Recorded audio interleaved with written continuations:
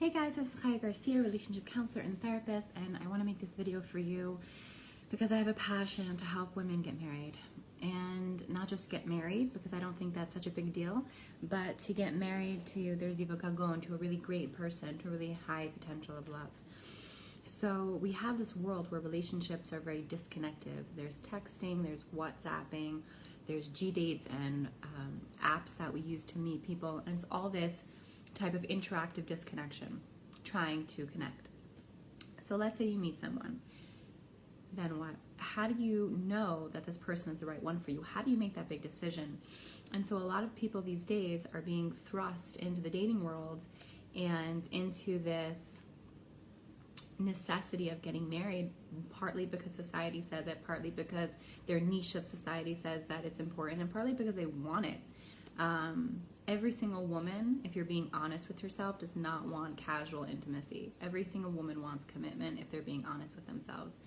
And if you say I'm not in a place for being committed to, then it's something to look at, because at the essence of our being, we want to belong. We want to know that we have a space and a place and a person that we can connect to that's ours, that we're safe in.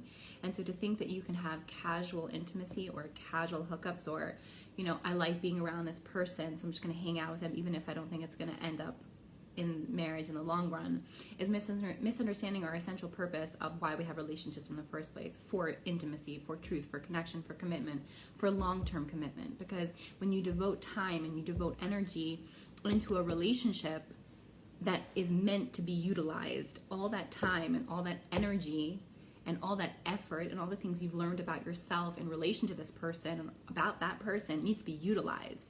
To think that it's okay to spend time with someone who you're not going to end up marrying is a disservice to them, because you're not going to be able to commit to them, and is a disservice to yourself because you're spending so much time and energy learning how to work with an individual and allowing your emotions to grow, all for naught.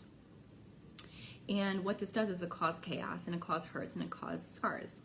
And so if you end up not having that relationship work out, now you have a scar and a whole box of insecurities that you're going to take into the next relationship, which then makes the next relationship not only harder to find, but also harder to sustain.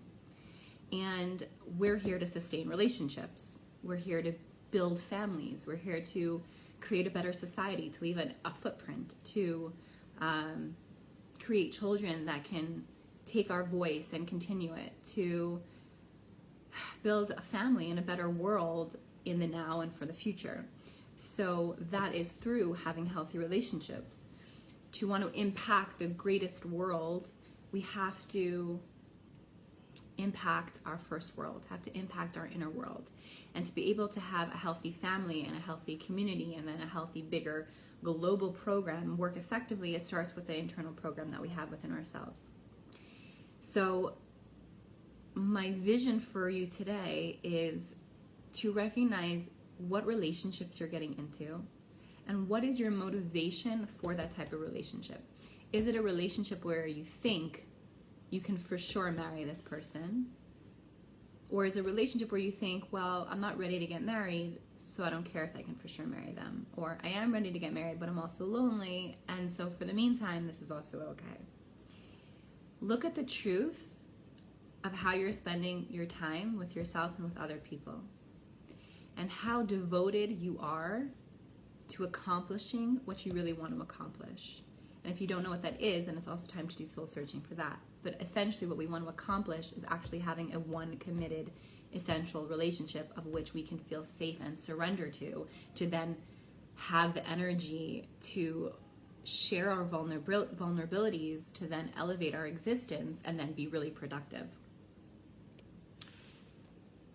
I don't know if that paused, but I was just saying to be able to be vulnerable, to share our essential existence, to elevate it. Basically, you can only really grow when you feel vulnerable. You can only really feel connected to someone when you can tell them their dark side. So when you have that one person with whom you're committed to, who loves you and who's devoted to you, then you're able to share not only your amazing things and your happy personality and your great, awesome self, but also your doubts, your demons, and your fears. And once those are heard and acknowledged and dealt with, then they are able to be released. And once they're released, then you have so much power and passion and koach and energy to then continue doing whatever you want to do in the world. So I give you guys all a blessing that you take the time to really understand who you are, to understand the truth of the decisions behind who you're hanging out with and why, and to be able to commit to yourself so that someone can commit to you. It is not cool, exciting, or awesome if a guy asks you to hang out.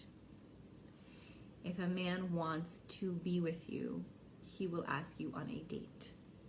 If he wants to commit to you, he will talk about marriage.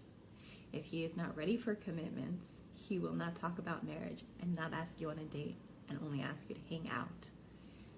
Every woman and every person truly needs their time to be honored and to flourish. So may you choose someone who really wants you, and may you really want yourself. If you have any questions, or if you want any help with your dating or your relationships, or getting to the chuppah, the marriage ceremony, in a really, really positive, calm way where you're sure you made the right decision, please contact me. And I wish you a very blessed day. Peace.